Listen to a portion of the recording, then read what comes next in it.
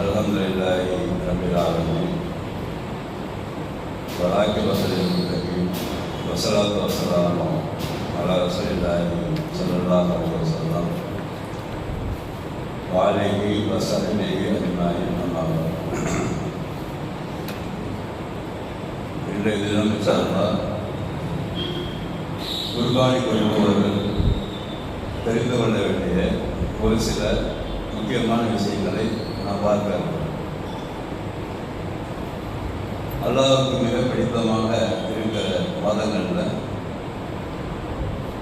துல்ஹஜ் மாதம் 1வது பிறையிலிருந்து 10வது 14வது பிறை வரை இபாதத்துகளை அதிகமாக செய்து அல்லாஹ்வின் நெருக்கத்தை பெறுகிற மாதமாக இருக்கிறது.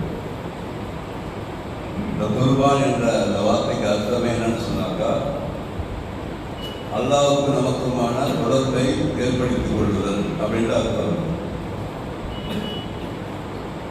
அதில் மிக முக்கியமாக இந்த மாதத்தில் கவனத்தில் கொள்ள வேண்டிய விஷயம் என்னன்னு சொன்னால்,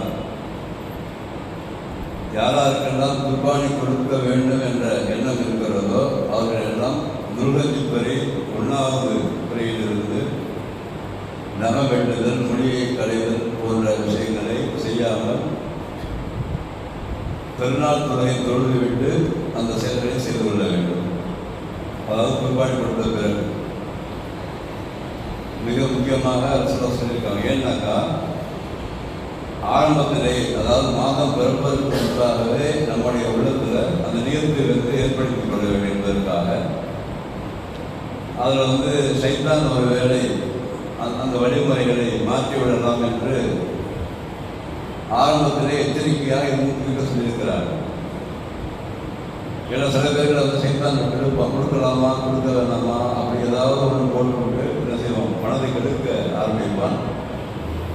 ஏன்னா வலியுறுத்தப்பட்ட விஷயமாக இந்த குர்பான் என்று சொல்லக்கூடிய விஷயம் இருக்கிறது. இது யாருக்கு கடமை என்று நாம் குர்ஆனையும் ஹதீஸையும் பார்க்கும் பொழுது, அந்த ஜக்காத்து கொடுக்குறாங்கல்ல, ஜக்காத்து கொடுப்பதை போன்று குறிப்பிட்ட ஒரு எல்லையை ரசூலுல்லாஹ் சொல்லிக் கொடுக்கிறார். அது இத்தனை கிராம் நகை இருந்தால் ஜக்காத் கொடுக்க வேண்டும்னு ஒரு எல்லை இருக்கா இல்லையா? 25 கிராம் அப்படி அது மாதிரி இந்த குர்பானுக்கு ரசூலுல்லாஹ் சொல்லிக் கொடுக்கிறார். மாறாக பெரும்பாலும் வலியுறுத்தப்பட்டதாக இந்த குர்பான் இருக்கிறது. எல்லா முஸ்லிம்களுக்குமே வலியுறுத்தப்பட்டதாக இருக்கிறது. கடன் வாங்கி மாத்திரம் கொடுக்கக்கூடாது என்று ரசூலுல்லாஹ் சொல்லியிருக்கிறார். கடன் வாங்கி அது ஏற்கனவே பிரச்சனை இருப்பதனால கடன் வாங்கி செய்யக்கூடாது அப்படின்னு சொல்லியிருக்கிறாங்க. நம்ம அடுத்தது இந்த குர்பானியை பொறுத்தவரை ஒரு குடும்பத்திற்கு ஆடாக இருந்தால் ஒரு ஆடு கொடுக்க வேண்டும். ஒரு குடும்பத்திற்கு, ஒரு குடும்பம் சொன்னாலும் எந்த குடும்பத்துக்கு கீழே அதை கண்ட்ரோல் பண்ணுகிற ஒரு தலைமை இருப்பாங்க. எப்பயுமே ஒரு குடும்பத்தில் கண்ட்ரோல் பண்ணுகிற ஒரு தலைமை, அவர்களுக்கு கீழே மனைவி பிள்ளைகள் இருப்பாங்க. அது மாதிரி விஷயத்துல தான் குடும்பம். மற்றபடி உறவு முறைகள்லாம் சொல்றாங்க. உறவு முறைகள்னா அண்ணன் தம்பி அக்கா தங்கச்சி சேர்ந்து இருப்பாங்க சில பேர். ஆனால் அது மாதிரி சேர்ந்து இருக்கும்போது அவங்களும் உங்களோட சேர்ந்து சாப்பிட்டார்கள் சொன்னார். ஒருவேளை அண்ணன் தம்பி அக்கா தங்கச்சி ஒரு கூட்டு குடும்பமாக இருந்து எல்லோரும் ஒரே சமையலை செய்து எல்லோரும் அந்த பகிர்ந்து உண்ணுகிற ஒரு குடும்பம் சில பேர் இருக்காங்க. அது ஒரு குடும்பமாக தான் கருதப்படும். அதே நேரத்தில் தனி குடும்பமாக இருந்தார்கள் சொன்னார். பக்கத்து வீடுக்கு ஒரே வீட்டில் கூட நடந்து போயிருப்பாங்க. சில வீடுகளில் இவங்க கிச்சன் வேலையாக இருக்கும், அவங்க கிச்சன் வேலையாக இருக்கும். அப்போது அங்கே குடும்பம் பிரியல. அந்த குடும்பம் அவங்களுக்கு கீழே தனியாக கொடுக்கணும், இவங்களுக்கு தனியாக கொடுக்கணும். அது ஒரு முறை.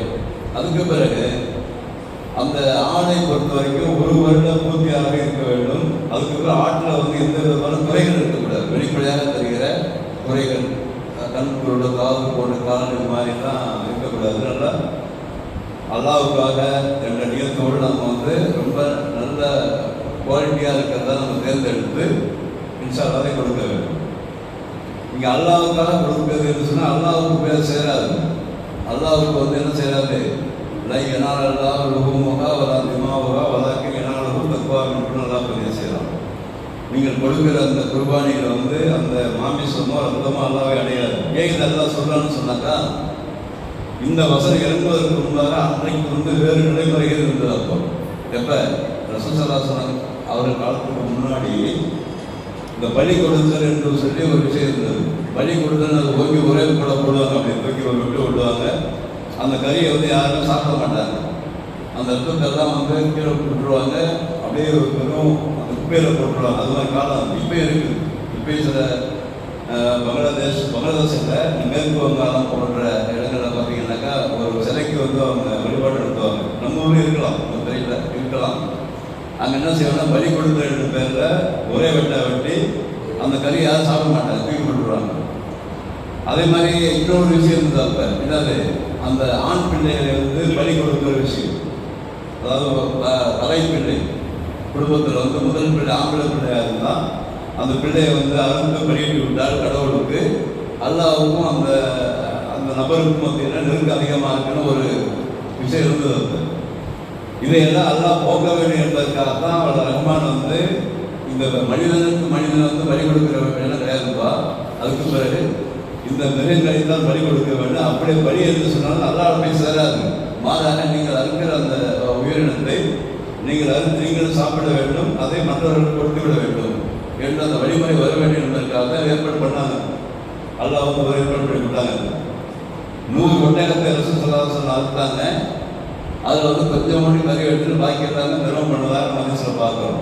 பெரும்பாலும் ஆரம்ப காலகட்டத்தில் எப்படி இருந்துச்சுனாக்கா சகாபாக்களுடைய நிலைமை வந்து வறுமையில் இருந்தாங்க. அதனால ஆரம்பத்தில் குர்பானி கொடுக்க சொல்லி அதிகமாக அவங்க வந்து அந்த கட்டளை பிறப்பித்து அதன் மூலமாக வருகிற அந்த மாமிசத்தை மொத்தமாக பங்கிட்டு கொடுத்துட்டாங்க. யாரும் சேமிக்க கூடாதுன்னு சொல்லி ஆரம்பத்தில் கட்டளை இருந்தது. ஆரம்ப கால விஷயங்களை பார்த்தோம்னு சொன்னாங்க. அதிகம் பார்க்கும் பொழுது சேமிக்கவே கூடாது யாருமே. கொஞ்சம் நீங்கள் எடுத்துக்கோங்க, இந்த கம்ப்ளீட்டாக கொடுத்துருங்கன்னு சொல்லி ரசூலுல்லாஹ் வந்து கட்டளை எடுத்ததாக நம்ம அதிசயில் பார்த்தோம். அதுக்கு பிறகு வசதி வாய்ப்புகள் நிறைய வந்த பிறகு அதுக்கு பிறகு ஆச்சரியம் கிடைத்தது. அதுக்கப்புறம் வந்து நிறைய ஜக்காத்து பொருள் கிடைத்தது, தன்னிறைவை பெற்றார்கள். அதுக்கப்புறம் ரசூலுல்லாஹ் சொன்னாங்க, நீங்கள் குர்பானி கொடுப்பீங்கன்னு சொன்னாங்க, நீங்களும் சாப்பிடுங்க, வேலை சேமித்து வச்சிங்கன்னு சொன்னாங்க. அதுக்கு பிறகு 3 நாளைக்கு மேலே சாப்பிடாதீங்கன்னு சொல்லி முதல்ல சொன்னாங்க. அந்த குர்பானி கறியை 3 நாளைக்கு மேலே யூஸ் பண்ணக்கூடாதுன்னு சொல்லி முதல்ல சொல்லிட்டு கொஞ்ச காலம் கழித்து ரசூலுல்லாஹ் சொல்லி கொடுத்தாங்க, இல்லை நீங்கள் சேமித்து வேணா வச்சுக்கோங்க. ஏன்னா அதுக்கப்புறம் எல்லாம் அதிகமாக அந்த கேட்டு வாங்கக்கூடிய தன்மை இல்லாதவர்கள ஆனாங்க. அதுவும் செஞ்சுட்டு அதுக்கு பிறகு இந்த கூட்டு குர்பானி என்று வரும்போது ரசூலுல்லாஹ் வழிமுறை எப்படி இருந்ததுன்னு சொன்னாங்க. அன்னைக்கு ஒட்டகமாக இருந்தால் 10 பேரை செய்வாங்க, 10 பேருக்கு சேர்த்து கொடுத்துங்கன்னு சொல்லுவாங்க. மாடாக இருந்தால் 7 பேர். மாடு பெரும்பாலும் அங்கே வந்து குறைவு தான். அரசு சாஸ்திரம் காலத்தில் மாடு வந்து ரொம்ப நேரம் தான் இருக்கு, ஒட்டகம் தான் அதிகம். அந்த 10 பேர் எப்படி அவங்க சொன்னா செய்வான்னு சொன்னாங்க. அந்த சபையில் இருந்த சகாபாக்கள் என்ன பண்ணுவாங்கன்னா அவங்களுக்கு முன்னாடி கொடுப்பாங்க உட்காந்து. அங்கே வந்து சொல்ல வந்தாங்க, யாரும் சொல்ல வந்தாங்களோ அங்கே யார் இருக்காங்களோ நான் ஒரு ஒன்றரை குட்டி கண்ணி வந்துருப்பேன் அங்கேயே ஒரு குட்டி அமைச்சிக்குவாங்க. அமைச்சிக்கிட்டு அவங்க ஒரு ஒட்டகத்தை போய் சந்தையில் வாங்குவாங்க. நேராக போய் வாங்கி அவங்க 10 பேர்லாம் சேர்த்து முயற்சி செய்வாங்க. ஒரு இடத்துல வந்து நடந்து பண்ணிக்குவாங்க.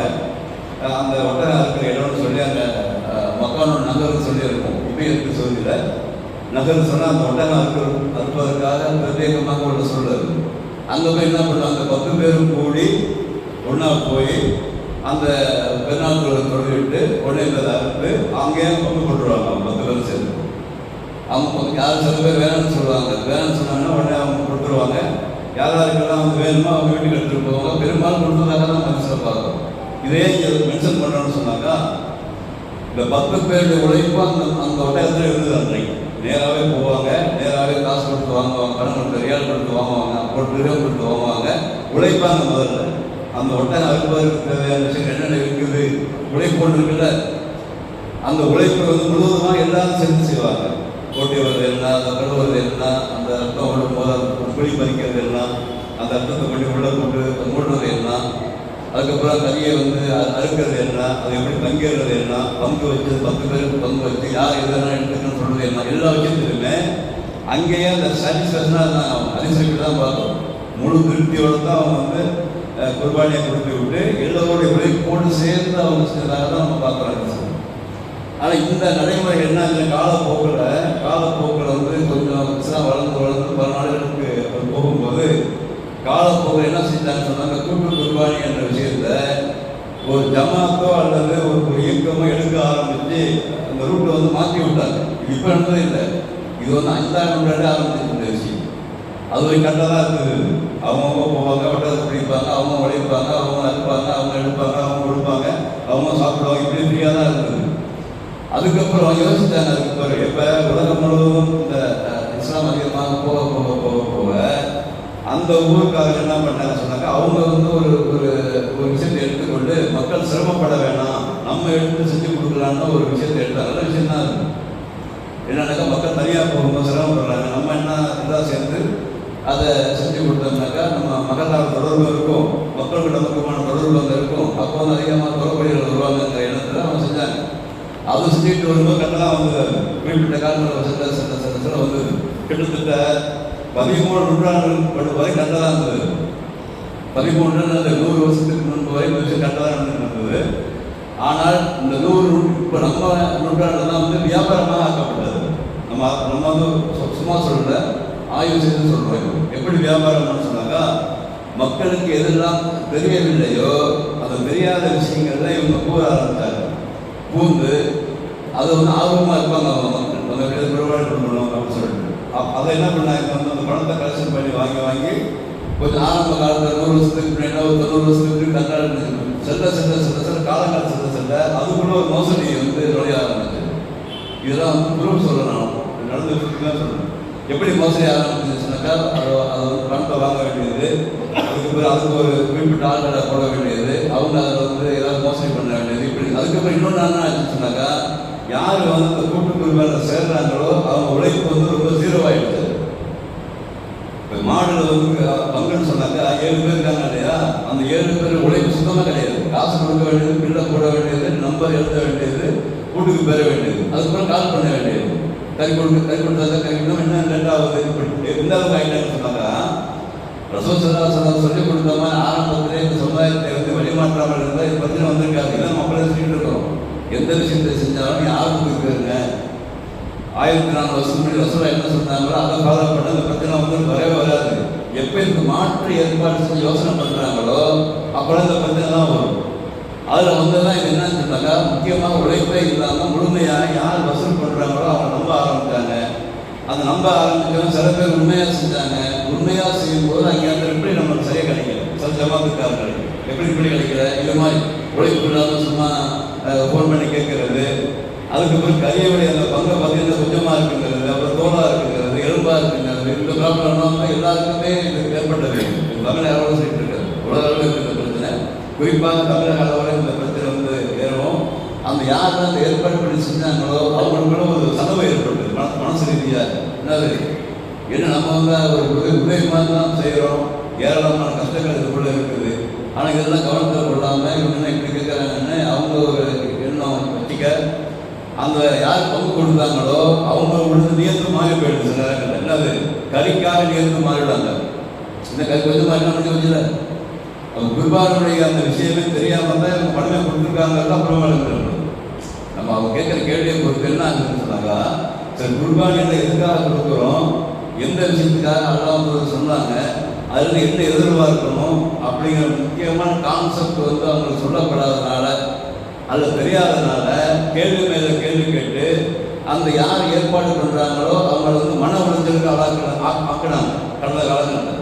அதையும் பொறுத்துக்கிட்டு தொடர்ந்து செஞ்சுட்டு நம்ம ஒரு காலத்து செய்கிறோம், அதை வந்து தடை செய்யக்கூடாதுன்னு சொல்லி நினச்சி அவங்க செஞ்சுட்டு இருக்கிறாங்க. ஆனால் இந்த வருடம் பார்த்தீங்கன்னா பெரும்பாலான ஜமாத்துகளை கைவிட்டுருக்கு. நம்ம ஊரில் மட்டும் இல்லை, நம்ம அறிஞ்ச வரைக்கும் பெரும்பாலான ஜமாத்துகள் பல ஊர்களில் அது சிரமம் வேணும் நம்மளுக்கு அப்படின்னு சொல்லி கைவிட்டதாக நம்ம குறிப்பாக நம்ம படிக்க தான் செஞ்சுருக்கிறாங்க. சரி, அது அவங்க மேலே வந்து தப்பு சொல்ல முடியாது.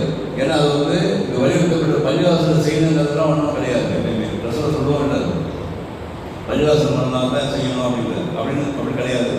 அவங்க கைவிட்டது வந்து அவங்க மேலே தப்பு இல்லை. ஆனால் பொதுமக்கள் இந்த நேரத்துக்கு கொஞ்சம் வந்து என்ன செய்யணும்னு சொன்னாக்கா, அந்த காலத்திலே குறிப்பிட்டு ஆரம்பிக்க வேண்டும்.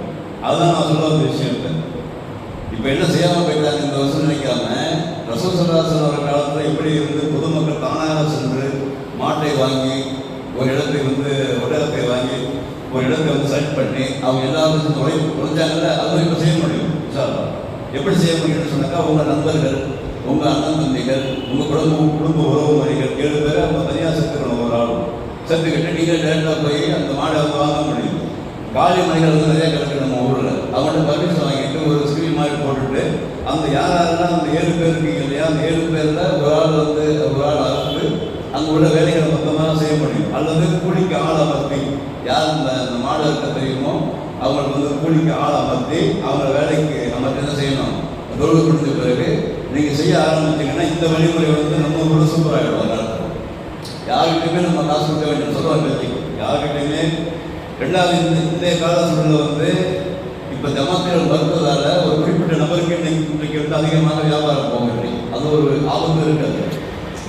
உண்மையை சொல்கிறேன். எப்படி ஆபத்து இருக்குன்னாக்கா இந்த பணியில் கச்சா பணியில் கூட்டு குர்பானி கிடையாது, முபாரக்கில் கூட்டு குர்பானி கிடையாது. இன்னும் சில ஜமாத்துகள் வந்து 14 கூட்டு குர்பானின்னு சொல்கிறாங்க. அவங்க இது சாதகமாக பயன்படுத்தி சில பேர் டக்குன்னு அதை அந்த பொறுப்பை ஒருத்தங்க எடுப்பாங்க. எடுத்து அவங்க என்ன பண்ணுவாங்கன்னா அதை வந்து வியாபாரம் ஆக்கிறதுக்கான ஒரு வாய்ப்பு இருக்குது. அதுக்கு வந்து பொதுமக்கள் வந்து நம்ம வந்து இப்போ தான் உஷாராக இருக்கணும். பொதுமக்களுக்கு ஒரு பெருவெட்டுக்கு வச்சிங்க, இந்த பெருவெட்டுக்கிட்டேங்க அங்கே தொடர்பு இருப்பீங்க இல்லையா, அங்கே உங்கள் கூட்டுக்கு வாழ்க்கை யாருன்னு சொல்லி அல்லாக்கான ஒரு ரிஸ்க் எடுத்து நீங்களே டேரக்டாகவே வாங்குங்க. எவ்வளோ காசு ஆகுதோ இந்த காசு அறுப்பதற்கான கூலி, அப்புறம் மாட்டுடைய விலை, மொத்த செலவை எடுத்துட்டு லாஸ்ட்டாக வந்து குறிப்பிட்ட வாங்கிக்க போய் பணத்தை வாங்கிக்கிட்டு அந்த கணக்கு பண்ணி கூட வேணும்னா திருப்பி வாங்கிக்கிட்டு அப்போ குறைச்சி அதை திருப்பி கொடுத்துடணும். அந்த 7 செட்டாக ஏற்படுத்தணும். ஒவ்வொரு தெருவுக்கும் ஏற்படுத்திங்கன்னு சொன்னாக்கா ரசூல் ஸல்லல்லாஹு அலைஹி வஸல்லம் காலத்தில் செய்த அந்த குர்பானி முறையில் திருப்பி உயிர் பெறும். அப்படி உயிர் பெற்றால் அசுபராக எந்த விதமான பிரச்சனையும் வராது. ரெண்டாவது வந்து அந்த 7 பேர் சேர்ந்து அங்கே உழைக்கணும். அந்த மாட்டுக்கு என்னென்ன செய்யணுமோ அதை செய்யணும். அதை வந்து ஒரு ஆள் அறுக்கிறதுக்கு, அந்த பிடி போகிறதுக்கு, அந்த செல்வத்துக்கு அதை செய்யணும். செஞ்சு மொத்தமாக ஒரு ஹாப்பியாக சும்மா 2 மணி நேரத்தில் வேலை முடிஞ்சுக்கணும். ஒரு 7 பேர் சேர்ந்துன்னு சொன்னாக்க 2 மணி நேரத்தில் வேலையை முடிஞ்சுக்கணும். அன்னைக்கு குர்பானி அந்த பெருநாள் தொழுகை விட்டு டக்குன்னு அங்கேயே முடிஞ்சிடும். வேலையை கொடுக்க தான் கொண்டு போயிடலாம். நம்மளும் எடுத்து போகிறதா எடுத்துகிட்டு போகலாம். அது மாதிரி அந்த இடத்த வந்து ஒரு எப்படி ஈதுகாக வச்சிருக்கிறோமோ அது மாதிரி வருமானங்கள் அந்த இடமே வந்து அறுக்கிற இடமாக மாற்றப்படாது. ரசூலுல்லாஹ் இருந்தது மக்காவில் நகரில் இன்றைக்கு இருக்குது. சவுதி பார்க்கலாம், மதினாவில் இருக்குது, மக்காவில் இருக்குது, மினாவில் இருக்குது. அந்த இடத்துக்கே பிரத்யேகமாக வச்சிருக்காரு. அது வந்து வருங்காலத்து ஒரு சந்ததிகளுக்கு வந்து ஒரு நல்ல உதாரணமாக அதை வந்து காமிச்சிருக்கு. இது வந்து பொதுமக்கள் வந்து இதை வந்து முனைப்பாக இருக்க வேண்டும். நல்ல கொண்டு பொதுமக்கள் முனைப்பாக இருந்தால் நம்ம வந்து ஆரம்ப கால விஷயங்களை வந்து கொண்டு வர முடியும். அதற்கு பிறகு இந்த சில பேர் சேர்ந்தவர் என்னது இந்த மாடை அறுத்து விட்டோ ஆடை அறுத்து விட்டோ அந்த அர்த்தத்தை வந்து நான் முஸ்லீம்கள் கொடுக்குற சில விஷயங்கள் நடக்குது. அது தவறு. எதுனா நமக்கு வந்து ஹராமோ அது மாதிரி நம்ம குடும்பத்தும் ஹராமாக ஆகிடும். சில பதிவு செய்கிறாங்க. அதை சொல்ல வேண்டியது. இந்த மாடை அறுத்துட்டு ரத்தம் பிடிச்சி வச்சுக்கிட்டு அதை நான் முஸ்லீம் கொடுத்தா என்ன இந்த பாதுகாக்கலாம் அவங்க நல்லா கொண்டு நீங்கள் சாப்பிடுங்கன்னு சொல்லி அப்படிலாம் செய்யக்கூடாது. ஆடு இருந்தாலும் தான். அப்போ எதையெல்லாம் நல்லா தடை செய்திருக்காங்க அதை நம்மளும் செய்யக்கூடாது, அடுத்த மணிக்கும் ஏவக்கூடாது. அப்போ இந்த குர்பானி என்பது எதற்காக என்ற நோக்கத்தை வந்து சில மக்களுக்கு வந்து அதிகமாக அறிவுபடுத்த வேண்டும். அதை நாடினால் நம்ம அதை சொல்ல பேசுவோம். அப்போ முதல்ல மக்களை வந்து அந்த பள்ளிவாசல் நிர்வாகங்கள் மக்களை முதல்ல எல்லாத்தையும் தயார்படுத்தி ஆகணும். இமாம்கள் ஆலிம்கள் இருக்காங்க இல்லையா, தயார்படுத்தணும். இமாக்கள் இது மாதிரி தனியாக ஒரு கிளாஸ் வச்சு இந்த குர்பானி எதற்காக கொடுக்குறோம் என்ற மெயின் கான்செப்டை கொடுத்து அவங்க வந்து அதுக்கு தகுந்த மாதிரி செய்ய வைக்கணும். தவிர அந்த விஷயத்திலிருந்து விலகுதல் என்பது தற்காலிகமாக வச்சுக்கிறீங்க. விவாதம் தான் சொல்லிக்கிறோம். இது தற்காலிகம் தான் இது நிறுத்தல் என்பது உண்மையான விஷயத்தை நம்ம செய்யும் பொழுது அந்த அவங்க மக்கள் வந்து குறை சொல்ல மாட்டாங்க. ஏன்னா அவங்களுக்கு தெரியல. இப்போ பொதுமக்களுக்கு என்ன தெரியல, கறி கம்மியாக இருக்குது, வெயிட் கம்மியாக இருக்குது, தோலாக இருக்குது, லேட்டாக அவங்க கமாண்ட் பண்ணுறாங்க. தவிர ஏன் கமாண்ட் பண்ணுறாங்கன்னு சொன்னாக்கா அவங்களுக்கு வந்து குர்பானி நோக்கம் புரியல. அந்த நோக்கத்தை புரிய வைக்க வேண்டிய பொறுப்பு நம்மளுக்கு பள்ளிவாசல் நிர்வாகத்துக்கு இருக்குது. அதை நம்ம அடுத்த வருஷம் நம்ம செஞ்சு தான் ஆகலாம். அடுத்த வருஷம் அதான் உயிரோட இருந்தால் அதை முதல்ல வந்து 1 மந்த்துக்கு இப்போ காசு மாதிரி எடுத்து அது ஜுமாக்களில் வந்து முன்கூட்டியாக அவருக்கு அந்த குர்பானி தொகையை சொல்லி இதுக்காகத்தான் சொல்லணும்னு சொல்லி அந்த இதெல்லாம் குறையாக நம்ம நிர்வாகம் இருந்தோ அதையெல்லாம் அவங்க குறை இல்லாத மாதிரி நிவர்த்தி பண்ணணும். அவங்களே வந்து நம்ம அந்த செய்கிற விஷயங்கள் வந்து கொண்டு சேர்த்துக்கணும். நீங்கள் வந்து வீட்டை வந்து ஃபோன் பண்ணுறவங்களாம் வச்சுக்காதீங்க. இந்த நேரத்தில் அதுக்கப்புறம் நீங்களும் வாங்க, அது எல்லாமே சேர்ந்து வேலை செய்வோம். செஞ்சு அங்கே சுத்தம் பண்ணுற விஷயங்கள் பாக்கி விஷயங்கள் எல்லாம் சேர்ந்து செய்வோம். அவங்க மாதிரி அவங்க எடுத்து சொல்லி செய்யும் பொழுது அது சரியான வழிமுறையாக இருக்கும். அப்போ ரசூல் ஸல்லல்லாஹு அலைஹி வஸல்லம் அவர்களுடைய வழிமுறை எப்படி இருந்தது சொன்னாக்கா பள்ளிவாசலோடு சேர்ந்த மக்களுடைய தொடர்புக்கு எப்போதும் அறுபடக்கூடாது. இன்னும் முக்கியமான பாயிண்ட் இருக்குது. ஒரு மகளாக இருக்குன்னு சொன்னாக்க எந்த காரணத்தை முன்னிட்டும் அந்த மக்களுக்கும் பள்ளிவாசல் நிர்வாகத்துக்கு மத்தியில் தொடர்பு அது ஏற்படுத்தி கொண்டே இருக்கணும். அதை வந்து இன்னும் வலுப்பெறுவதற்கு தான் நம்ம வந்து பாடுபடணும். அதை எப்படி இன்னும் கூப்பிடலாம், அவங்களோட ப்ராப்ளம் என்ன இருக்குது இந்த விஷயத்தில், அதெல்லாம் ப்ராப்ளத்தெல்லாம் கொண்டு வந்து சொல்லி தீர்த்துக்கிறதாக நம்ம பார்க்கணும். ரெண்டாவது பள்ளிவாசலுக்கு வெறும் தொழுகைக்கு மாத்திரம் கிடையாது, தொழில் போகிறதுக்கு இல்லை. அது மாதிரி ஆகி போச்சு அதனால அது ஒரு வருத்தமான விஷயம் தான். அப்போ செயல்பாடுகள் நிறைந்து இருக்கிற ஒரு இடமாக பள்ளிவாசல் இருக்கிறது சொன்னால் இதை நாம் வந்து குறிப்பாக நம்ம ஏன் சொல்ல வரோம்னு சொன்னால் ரெண்டு பக்கமே அண்டர்ஸ்டாண்டிங் இல்லாமல் இருக்கிற மாதிரி எனக்கு தெரியும். நிர்வாகத்திற்கும் மக்களுக்கு வந்து அண்டர்ஸ்டாண்டிங் இல்லை. ரெண்டாவது வந்து இந்த முறைகள் வந்து நம்மளால் ஏற்படுத்துறது தான் இது பள்ளிவாசல் வந்து கூட்டு குர்பானிங்கிறது ரசூலோட சின்னத்தில் இல்லை. நம்ம ஏற்படுத்திட்டு நம்ம இப்போ வேணாம்னு சொல்லும்போது மக்கள் வந்து சிரமப்படுவாங்க. அப்போ சிரமப்படும் போது நம்மளுடைய இன்னும் சில விஷயங்கள் வந்து அதனால் பாதிக்கப்படலாம். அதெல்லாம் இல்லாமல் இருக்கணும்னா நினச்சாலா ரசூலுல்லாஹி சொல்லிக் கொடுத்த வழிமுறை வந்து நம்ம ப்ராக்டிஸ் கொடுத்து மக்களுக்கு நமக்குமான தொடர்பை ஏற்படுத்தணும். அதில் வந்து நம்ம நிர்வாகம் வந்து நினச்சாலா அதிகமாக நம்ம முயற்சி பண்ணணும். ஏன்னா நம்ம சேர்க்காக அழகாக செய்கிறோம். மக்கள் பாராட்டுறாங்க, பாராட்டாமல் போகிறாங்க, ஏசுகிறாங்க, பேசுகிறாங்க. அதெல்லாம் நம்ம வாங்கி தான் வாங்கினா தான் நம்ம கோயில் கிடைக்கும் மாதிரி நினச்சாங்க. அப்போ நம்ம தான் பெரிய மனசு பண்ணி இது போன்ற விஷயங்களை வந்து கொஞ்சம் மனசுக்குள்ள போட்டுக்கிட்டு மக்கள் நன்மைகளை பெரிதாக கருதி சார் நம்ம வந்து செய்யணும். அப்போ உண்மையான விஷயங்களை சார்லாம் குர்ஆன் ஹதீஸ்ல வந்து என்ன விஷயங்கள் சொல்லப்பட்டிருக்கிறதோ அதை தெளிவாக மக்கள் அதை சொல்லிடணும். அப்படி சொல்லும்போது ஏற்படுகிற சாதக பாதகங்களை நாம் வந்து அனுபவித்து தான் ஆகணும். அதுக்காக வந்து அந்த விஷயங்களை வந்து நிப்பாட்டக்கூடாது என்பதையும் நம்ம வந்து பதிவு செஞ்சு கொள்கிறோம். காரணம் என்னென்னு சொன்னாக்கா தொடர்பு எப்பயுமே இருக்கணும் நமக்கு அவங்களும். அது மூலமாக வந்து வெறுப்பு வந்து வந்துடக்கூடாது. மக்கள் வெறுப்பு வராமையும் பார்த்துக்கணும். ரெண்டாவது விளங்க வைக்கிற ஒரு பொறுப்பை நம்ம வந்து செய்யணுங்கிறதை நம்ம சொல்லிக்கிறோம். அதனால் இந்த வருடம் சார்பாக இந்த ஊரில் இருக்கிற ஒரு குறிப்பான இளைஞர்கள் பெரியவங்களாம் சேர்ந்து ஒரு 7 பேர் சேர்ந்து அது வந்து காசை கொஞ்சம் வாங்கிட்டு முன்கூட்டியே கொஞ்சம் அதிகமான கம்மியான பிரச்சனை இல்லை வாங்கி அதை செய்ய ஆரம்பிச்சாலா இது வந்து ஒரு சுத்தத்தாக மாறும். அதுக்கப்புறம் வந்து அதே ஒரு விஷயம் வந்து நம்ம ஊரில் வந்து பழக்கமாக ஆகிரும். அப்போ ஏமாற்றுக்காரங்க யாராவது இருந்தால் ஏமாற்ற முடியாது. மக்கள் விழிப்புணர்வு பெற்று விடாது. அதுக்கும் நம்ம வந்து தயாராக இருக்கணும். ஒரு ரஹ்மான் நம்முடைய எண்ணங்களை சரியாக தூய்மையாக வைத்திருந்தாலா இந்த குர்பானி என்பது அல்லாஹ்வுக்கு நமக்குமான நெருக்கம் என்பதை உணர்ந்து கொண்டு கறி என்பது நோக்கமில்லை என்பதை வந்து உணர்ந்து கறி வந்து நோக்கம் கிடையாது. கறி வேணும் காரணம் மட்டும் வாங்கிட்டு போயிடலாம். கறி நோக்கம் கிடையாது. இது வந்து உலகம் அடைகின்றவரே முஸ்லீம் மக்களால் கண்டிப்பாக செய்ய வேண்டிய விஷயமாக இது இருக்கிறது. ஒரு நாட்டில் போகிற விஷயம் கிடையாது. அதனால அதுக்கு நம்ம வந்து அதிகமான கவலை கொண்டு அதை தொடர்ந்து செய்வதற்கு நாம் வந்து முயற்சி செய்யணும். நம்மளுடைய இயற்கை சரி பண்ணி கொள்ள வேண்டும். தெரியாதவர்களுக்கும் தெரிந்தவர்களுக்கு உணர்த்த வேண்டும் என்பதையும் நான் சொல்லிக் கொடுக்கிறேன். நம்முடைய இந்த துல்ஹஜ் 10 வரைக்கும் 15 வரைக்கும் அமல்கள் செய்யக்கூடிய தோல்விக்கையும் எதற்காக இந்த மாதத்தை வந்து அல்லாஹ் தேர்ந்தெடுத்திருக்கிறான் என்பதை வந்து விழாவறையாக விமானம் பேசுவோம் சொல்லலாம். அதெல்லாம் புரிந்து கொண்டு செயல்படும் போது நமக்கும் அல்லாஹ்வுக்குமான நெருக்கம் அதிகமாக ஏற்படும். அதை விட ரஹ்மான் ஏற்படுத்திக் கொள்வானாக. வாக்கத்தான ராஜி பேராளுமை. அஸ்ஸலாமு அலைக்கும்.